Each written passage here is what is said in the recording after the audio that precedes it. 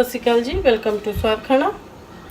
अज आपां काढ़ा बनावांगे जो कि कोल्ड दे विच ठंड दे विच बहुत ही आरामदायक है। जिस तरह आपां नूं बहुत जुकाम हो जाता, अखां विचों पानी, गला खराब, इस तरह बना के पीवांगे तो बहुत ही आराम मिलता है। तो मैं ये अपने बच्चों नूं देंदी रही हूँ। बच्चे मेरे इस टाइम 11 साल का तो एक 9 साल का। बच्चों वास्ते वैसे आपां ज़्यादा नहीं देना, थोड़ा देना उन्होंने।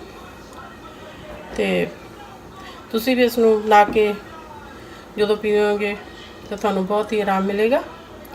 तो आपां इहदे वास्ते ने मेरे को मैं हाफ चम्मच सौंफ ली है और 5-6 किशमिश है, सौगी और 2 बड़ी इलायची है, 2 लौंग है, एक छोटी मैं मलट्ठी की स्टिक ली हुई है, 5-6 दाने में तो काली मिर्च है और थोड़ा अदरक, जिंजर और 2-3 पत्ते मैं मिंट दे लाए हुए हैं। तो आप बाद विच शुगर नहीं चूज़ करांगे, आप हनी चूज़ करांगे। तो आप पहला हम शुरू करते हैं। आप सॉस करना मैं गैस पर रख दिता, गैस ऑन है। आप 1.5 कप पानी का पावांगे।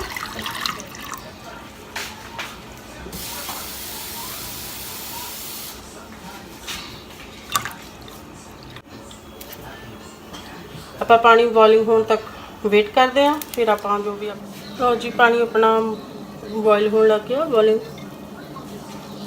उबलने लग गया। तो आप हुण आप सौंफ सारा जो भी समान पा देंगे। इस तरह सौंफ पा देंगे, किशमिश, बड़ी इलायची, मलट्ठी, लौंग और काली मिर्च, जो भी अपना सारा, अदरक। तो हम आप इसमें बहुत ही लो गैस से पकावांगे।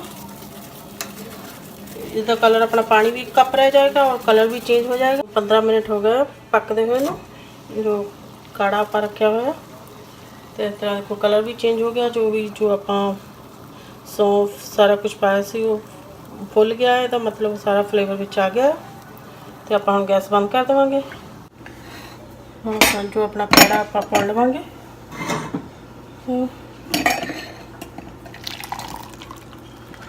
जिस तरह अपना कलर इस तरह आ जाए तो फिर इसका मतलब रेडी है।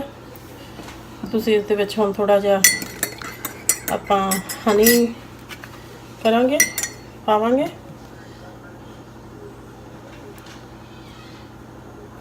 जो भी तुसी मिठा अपने टेस्ट मुताबिक पा सकते। मैं 1 चम्मच हनी का पा रही हूँ।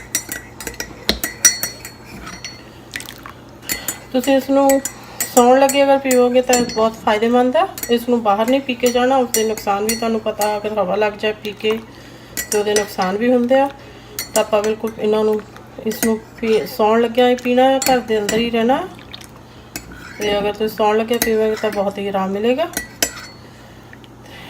अगर छोटे बच्चे हैं तो आप इसनूं हाफ देवांगे इस तरह कप का।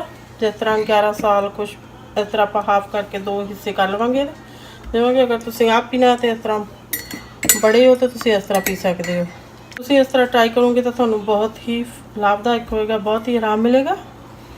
तो मेरी वीडियो थानू चंगी लगी लाइक और चैनल में सब्सक्राइब करना। Thank you for watching. Bye bye.